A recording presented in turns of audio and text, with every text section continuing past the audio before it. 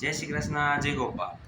હમણાં ઘણા ટાઈમથી આ વિડીયો નથી ઉતાર્યા. સોરી એના માટે મિત્રો. હમણાં ઘણા કામમાં હતો, એના માટે મેં વિડીયો નહોતા ઉતાર્યા. પણ હવે હું રેગ્યુલર થઈ ગયો છું, એના માટે ઉતારું છું. ઘણા મિત્રો એમ કહે છે કે ફિલોસોફી અને લેક્ચરની વાતો કરે છે. હું પહેલાં જ કીધું, મેં ચેનલ એટલે જ બનાવી છે કે જે મારી અંદરની કુદરતી વાતો છે, ફિલોસોફી છે, બરાબર છે. હું બુક વાંચતો રહેતો હોય, એમાં નાની નાની વાતો હોય, વાર્તાઓ હોય, એ જ કહેવા માટે અમે ચેનલ બનાવી છે, બરાબર છે. એમાં કોઈ ખોટી વાત નથી. આજે હું કહી રહ્યો છું, આ ચેનલ બનાવવાનો હેતુ જ એ છે કે જ્યારે પણ હું વાતો કરું ને ત્યારે એમ લાગે, કોઈ કહે છે મને કે તું કથાકાર થઈ જા, આશ્રમ ખોલી લે અને પોઝિટિવ વાતો અને ફિલોસોફી કર્યા રાખે. ના, વાત તો સાચી છે. જો એ વાત સાચી થઈ જાય, કે વાત સારી થઈ જાય ને, તો માણસની ફિલોસોફી લાગે છે.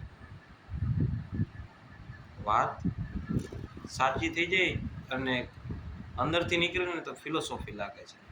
તો ફિલોસોફી પણ એક નીકળવી જોઈએ અંદરથી, કુદરતી. એમને એમ તો ન નીકળે. તમારે બોલવું છે સારું, પણ તમારા મોઢામાંથી નીકળતું જ નથી, તો શું કરવું? કચરો જ નીકળે. વ્યવસ્થિત બોલવું જ નથી, અને બોલવું છે તો મન ફાવે એમ બોલવું છે, કે સામેવાળાને દુઃખ લાગે, કે સામેવાળાને તમે બોલી ન શકો સારા શબ્દો. એ જ મહત્વનું છે કે તમે જે પણ બોલો ને એ સારું થઈ જાય ને, એનાથી કોઈ સારી વાત ન હોઈ શકે. હું મારા વખાણ નથી કરતો, પણ આ એક વાત કરું છું કે અઘરું છે આ જીવનમાં સારું બોલવું અને સારું બોલવું. સાચું તો બોલવું જ, પણ સારું બોલવું બહુ કઠણ છે અત્યારે. શું કામ? માણસ બોલતા તો બધાને આવડે, મન ફાવે.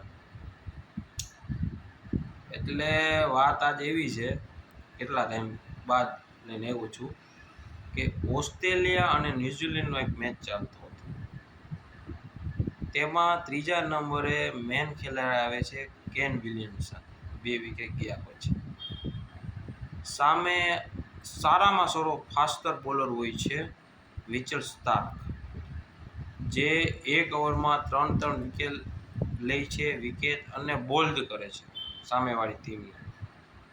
પણ અમે મેચ જોતા હતા ને લાઈવ મિત્રો, અમને ખ્યાલ હતો કે જ્યાં સુધી કેન વિલિયમસન છે ને, ત્યાં સુધી ન્યૂઝીલેન્ડ મેચ નથી આવી. અને અમને એ પણ ખ્યાલ હતી જ્યારે જ્યારે મિચેલ સ્ટાર્કની ઓવર આવશે તો આ વિકેટ તો લેશે જ.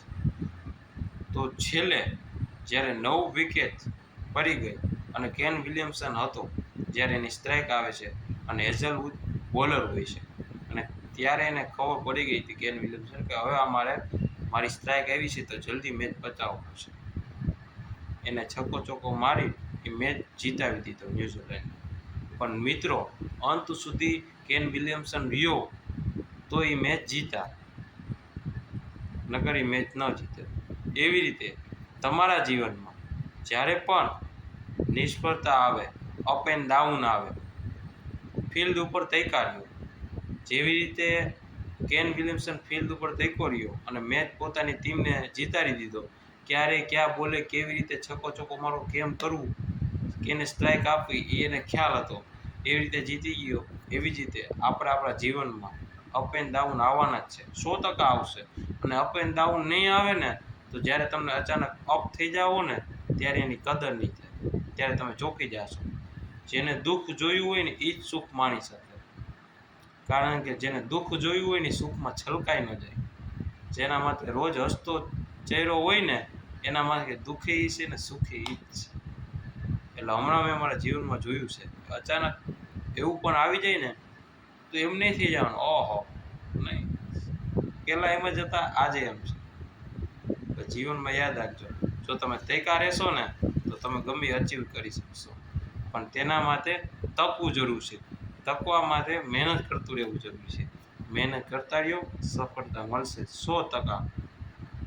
100%ની વાત છે. થેન્ક યુ મિત્રો આજનો વિડીયો જોવા માટે.